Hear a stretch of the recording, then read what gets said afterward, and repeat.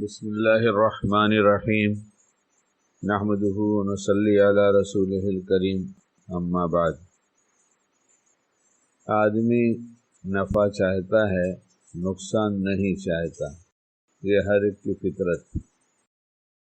اور جہاں سے نفع ملتا ہے، جس راستے سے، جس واسطے سے، جن اسباب کے ذرائع سے، اس سے ایک تعلق بڑھتا چلا جاتا ہے۔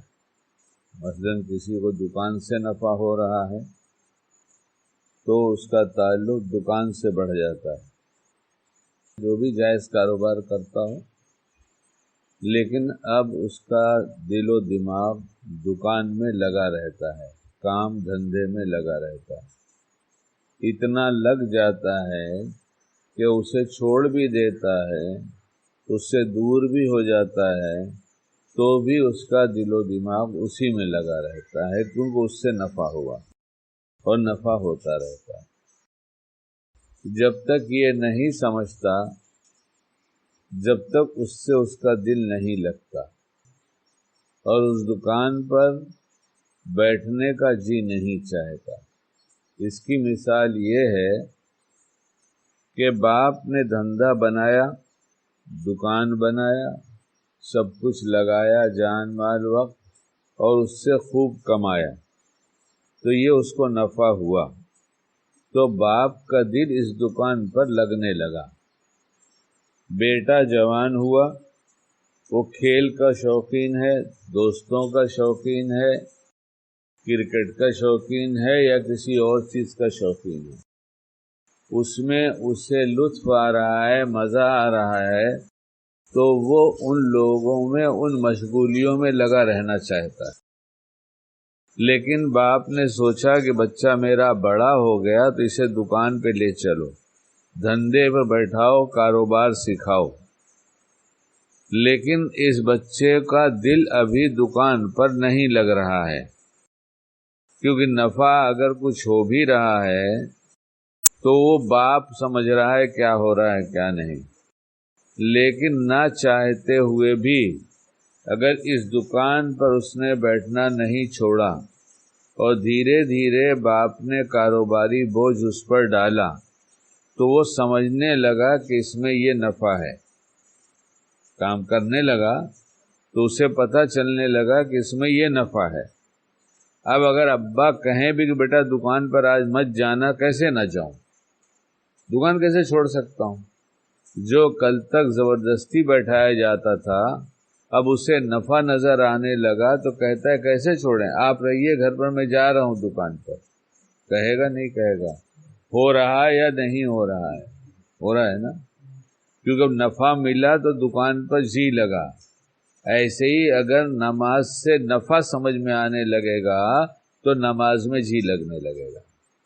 دکان چھوڑ کر، مخلوق چھوڑ کر دور چلا گیا پھر بھی دل دکان پر ہے، تو خالق کو چھوڑ کر دور جا نہیں سکتا۔ نماز میں اگر قرب حاصل ہونے لگا تو پھر دور نہیں جا سکتا، ہر دم اللہ کے ساتھ رہے گا۔ اور یہی احسان والی کیفیت کہ میرا اللہ میرے پاس ہے، میرے ساتھ ہے، مجھے ہر وقت دیکھ رہا ہے، سارے نفع اور نقصان کا مالک اکیلا وہی ہے، ہم اس کی بات مانیں گے تو ہمیں نفع پہنچاتا رہے گا، اور جس کو نفع پہنچانا وہ طے کر لے اس کو کوئی نقصان نہیں پہنچا سکتا۔ تو جب نماز بنے گی اور اللہ ملے گا تو دل کی حالت بدلے گی، اور اس سے زیادہ لذت کسی چیز میں نہیں ہے جو نماز میں اللہ نے رکھا ہے۔ اس لیے پھر نماز میں جی لگنے لگے گا۔ تو جیسے دکان پر جی لگنے لگتا ہے تو 8 بجے بھی دکان بند کرنا ہو تو 9 بجے تک بیٹھنا آسان ہے، 10 بجے تک بیٹھنا آسان ہے۔ ایسی جب نماز میں جی لگنے لگے گا تو 2 نفل پڑھ کے گھبرائے گا نہیں، پھر 10 رکعت پڑھنا بھی آسان ہے، 20 رکعت پڑھنا بھی آسان ہے۔ دکان سے نفع آیا تو سارے لوگوں کو چھوڑ کر دکان پہ جانا ضروری ہے، ایسی نماز سے نفع نظر آئے گا تو سب کچھ چھوڑ کر نماز کے لیے جانا ضروری ہے۔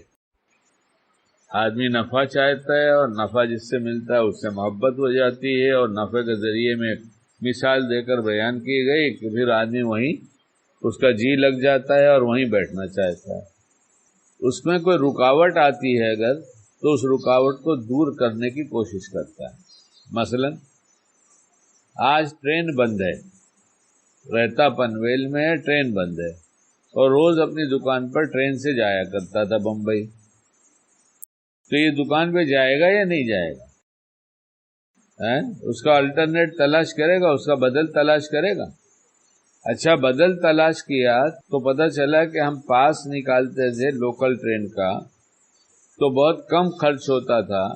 آج میں اگر بس سے جاؤں گا تو میرا تو 100 روپیہ خرچ ہو جائے گا.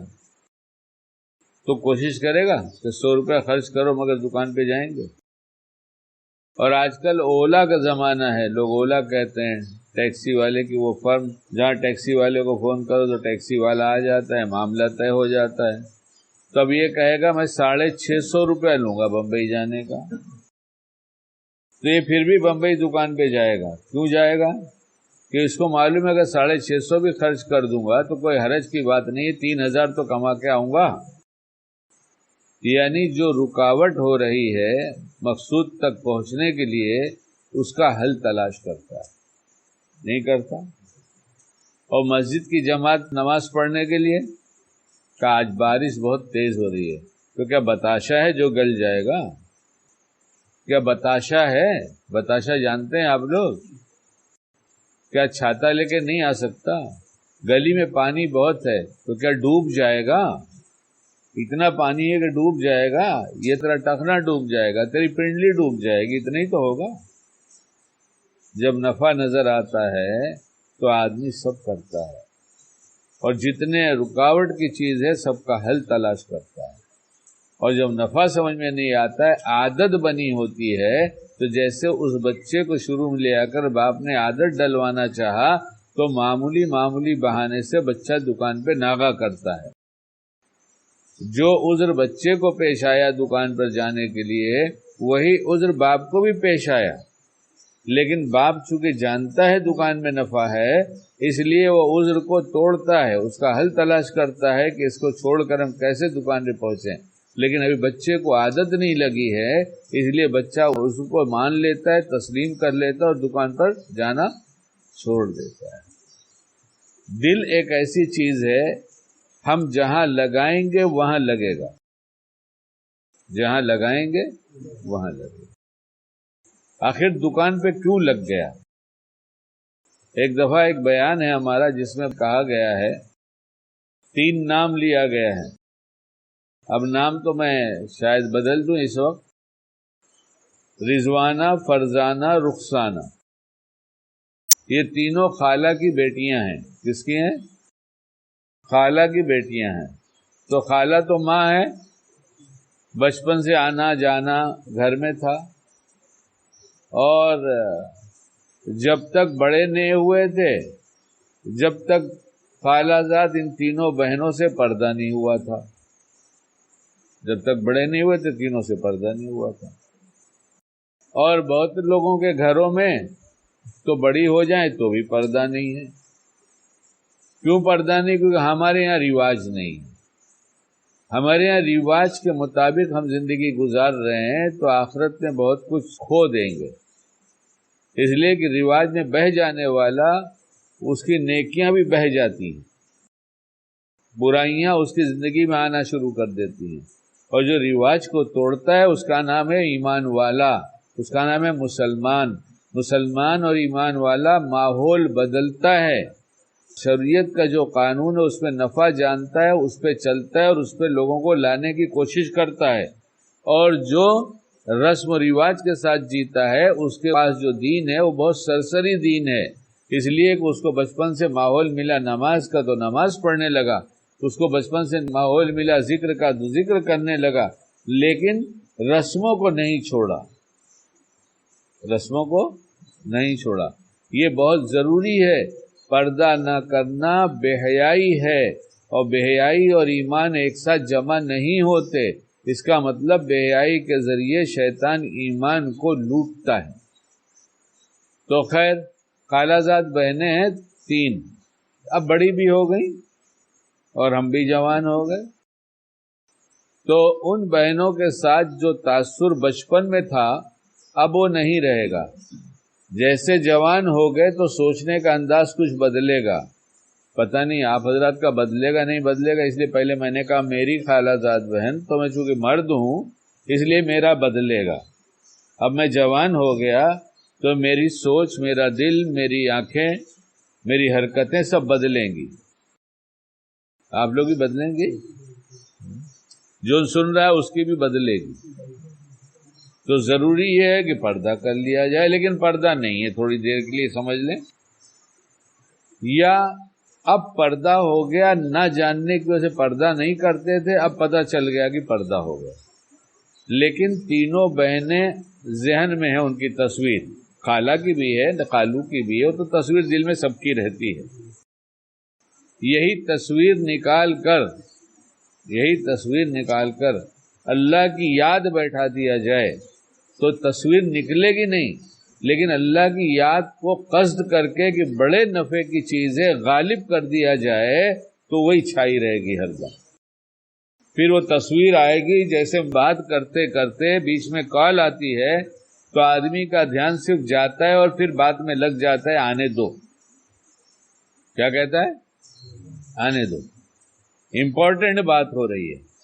تو جو بیچ بیچ میں مس کال آتی ہے وہ اس کو مس کرتا چلا جاتا ہے، چھوڑتا جاتا ہے، بولتا ہے نہیں کام کی بات ہو رہی، کہاں ان کو دیکھیں، درمیان میں کہاں آ رہے ہیں. ایسے ہی نہیں آئے گی، نہیں یاد آئے گی. نفس شیطان کھول کھول کر وہ البم جس میں تصویر ہے دل و دماغ میں وہ دکھائے گا، لیکن جب نماز میں مشق ہو جائے گی اللہ کی یاد کی اور جی نہیں لگتا تھا 2 رکعت میں، لیکن 2 سے 4 کیا، 4 سے 6 کیا، 6 سے 8 کیا. جیسے بچے کو پہلے دن دل نہیں لگا تھا، 1 ہفتہ دل نہیں لگا تھا دکان پر، 1 مہینہ دل لگا نہیں تھا، لیکن حاضری برابر دیتا رہا تو دکان کا نفع دیکھ کر جی لگنے لگا. ایسی نفلوں کی تعداد جب بڑھے گی تو جی نہیں لگے گا، تو پھر 2 رکعت کے بعد 4 رکعت کے بعد 6 رکعت کے بعد 8 رکعت کے بعد آج نہیں کل، کل نہیں پرسوں، پرسوں نہیں نرسوں، یعنی دل تو لگے گا ہی لگے گا. اس لیے کہ جب دل کہیں بھی لگتا ہے تو یہاں بھی لگے گا. دل اور لگنے کی بات سن لو، اس میں بیچ میں بات آ گئی ہے. تو اب اماں اور خالہ نے بات کر لیا اور فرزانہ سے رشتہ طے ہو گیا اس میں، تو اب کس کی یاد اس کے دل میں زیادہ آئے گی بتاؤ؟ بھئی وہیں رخسانہ بھی تھی، فرزانہ بھی تھی، رضوانہ بھی تھی، اور تینوں سے ایک ہی جیسا تعلق تھا. لیکن اب یہ ملنے والی ہے، یہ کیا ہے؟ یہ ملنے والی ہے، تو اس کی یاد غالب آئے گی، اس کا چہرہ دکھائی دے گا ہر دم تصور میں. تو اللہ کی محبت ملنے والی ہے، جب مزہ چکھ لیں گے تو پھر اسی کا چہرہ سامنے آئے گا. یعنی تصور میں صرف اللہ کی یاد ہوگی، اللہ ہوگا، احسان کی کیفیت ہوگی. مگر ہم 2 رکعت نماز سے اگر پڑھتے ہیں تو آگے نہیں بڑھتے. 3 دفعہ سبحان ربی العظیم کہتے ہیں تو 4تھی دفعہ نہیں کہتے. 3 دفعہ میں تو ہمارا موڈ بنتا ہے، یعنی کچھ آدمی کو سکون ملتا ہے کہ اب ہمارا یہ سجدہ جو جسم یہاں سے وہاں تک رکوع یا سجدہ جو بھی ہو، اب ہم اٹھک بیٹھک جو کر رہے تو جسم کو حرکت دے رہے تھے، اب ایک جگہ جا کر رکوع یا سجدے میں جسم ساکت ہوا، ٹھہرا ہے، اب دل بھی ٹھہرا ہے، 3 دفعہ میں متوجہ ہوا. اب ہم جتنی بار بڑھا بڑھا کے کہیں گے اتنی زیادہ اللہ کی بڑائی، اللہ کی کبریائی، اللہ کی تعریف، اللہ کی ثنا، جو کچھ ہے یہ سب اندر دل میں اترے گی. لیکن ہم 3 دفعہ سے زیادہ بہت مشکل سے کہتے ہیں، اور کہتے بھی ہیں تو اتنی جلدی جلدی کہتے ہیں کہ دنیا میں سب سے جلدی کام مسلمان کیا کرتا ہے؟ تو نمازی سے پوچھو سب سے جلدی تیرا کام کون ہے؟ شکیل، تو شکیل کہ سب سے جلدی نماز پڑھتا ہے. اس سے جلدی کوئی کام ہے؟ کھانا بھی اطمینان سے کھاتا ہے، اور پاخانہ تو جب تک نہیں ہوتا بیٹھا رہتا ہے، لیکن نماز میں خدا ملے نہ ملے چھوڑ کے چلا جاتا ہے. ضروریات زندگی میں جی لگتا ہے، کیونکہ جس کو حاصل کر رہا ہے اسے اس کو نفع نظر آ رہا ہے. کاش شکیل سمجھ جاتا کہ نماز بنائے گا جیسے بچے کو کھینچ کر دکان پہ باپ نے بیٹھایا اور نفع نظر آنے لگا تو روز روز کی حاضری سے اس کا جی دکان پہ لگنے لگا. ایسے ہی اگر کچھ نوافل کی عادت ڈال لیا اور فرائض واجبات کا اہتمام کرنا شروع کر دیا, مسجد میں کچھ دیر پہلے پہنچنا شروع کیا, بٹن نہیں ہے پنکھے کا کہ دبا دیا اور دل حاضر ہو گیا, نماز کی نیت باندھا, اللہ کے گھر میں پہلے پہنچ گئے اور جا کر تھوڑی باتیں کیا, 2 رکعت 4 رکعت نفلیں پڑھ لیا اگر اس کا موقع ہے, اس کا وقت ہے, شریعت نے اجازت دیا ہے, تو اب یہ ہم رابطہ بنا رہے ہیں. اب جب فرض پڑھیں گے تو اس میں جان آئے گی, لیکن ہم تو بھاگتے دوڑتے آئے. اللہ اکبر, تکبیر نہیں چھوٹے, بہت اہتمام ہے, تکبیر نہ چھوٹے. ارے تکبیر نہ چھوٹے بہت اہتمام کی بات ہے, لیکن دل لگے اس سے زیادہ اہتمام کی بات ہے نا. اگر کسی کو استنجے کا تقاضا ہے اور وہ کہے تکبیر نہ چھوٹے میرا وضو تو ہے, اور پوری نماز میں آ کر استنجے کا تقاضا خیال کرتا رہا تو استنجا خانے میں ہے, اور تکبیر چھوٹ گئی لیکن اس نے کہا استنجا کر کے اطمینان سے جا کے شامل ہو جاؤں گا, تو وہ استنجا کرنے بیٹھا ہے تو اس کو فکر نماز کا ثواب ملے گا. جہاں تک میں سمجھتا ہوں, پتہ نہیں ہمارے علماء کیا فتویٰ دیتے ہیں اس سلسلے میں معلوم نہیں. اس لیے ہم کب تک ایسی نماز پڑھیں گے؟ بھاگ کے آئے, دوڑ کے آئے, پڑھ لیا, سلام پھیر دیا, پھر فوراً بھاگ کے چلے گئے. یعنی آئے بھی تو دل لے کر نہیں آئے, دکان پہ چھوڑ کے آئے, اور گئے تو پھر دکان پہ جا کے پھر دل لے لیا. جب اللہ کے لیے دل نہیں تو پھر اللہ کیسے ملے گا ہم کو؟ جب دل اللہ کا نہیں تو اللہ ملے گا بھی نہیں. دل اللہ چاہتے میرا ہو جائے. تو اس لیے جیسے اب فرزانہ کی یاد دل میں بیٹھ رہی ہے, ویسے ہی جب ہم مشق کرنا شروع کریں گے, سوچنا شروع کریں گے, تو 2 4 6 8 10. ہم نے دیکھا بمبئی میں ایک کاروباری لڑکا جوان, اس کو تھوڑی دین کی فکر ہوئی, نفلوں کے فائدے سنے, تو اس نے کہا کل چھٹی کا دن ہے, آج رات کو نفلیں پڑھیں گے. عالم بھی نہیں, حافظ بھی نہیں. کہنے لگا اتنی اچھی لگنے لگی کہ میں رات بھر نماز پڑھتے پڑھتے 100 رکعت نماز پڑھ ڈالا.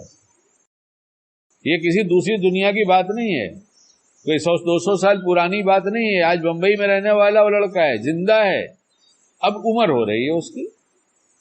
اس لیے کہ جب مشق کریں گے, نفع نظر آئے گا تو جی لگنا شروع ہو جائے گا, اور رزق حلال کا اہتمام عمل صالح پہ ضرور ڈال دے گا.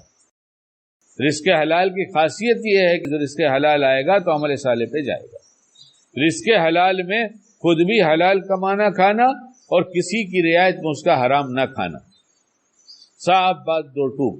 اس کو کم بھی نہیں سمجھے گا, اس کو حقیر نہیں سمجھے گا, اس کو پیار سے لے کے کنارے کہہ دے گا بھائی تو ایمان والا بھائی ہے, تجھے معلوم ہے, تیرا ایمان بتاتا ہے کہ تو جانتا ہے تیرا دھندا حرام کا ہے.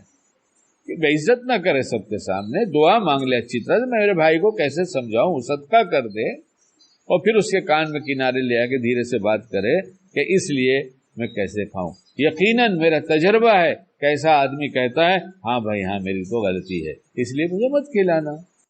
اللہ رزق حلال عطا فرمائے اور عمل صالح کی توفیق عطا فرمائے. اللہم ارزقنی طیبا واستعملنی صالحا.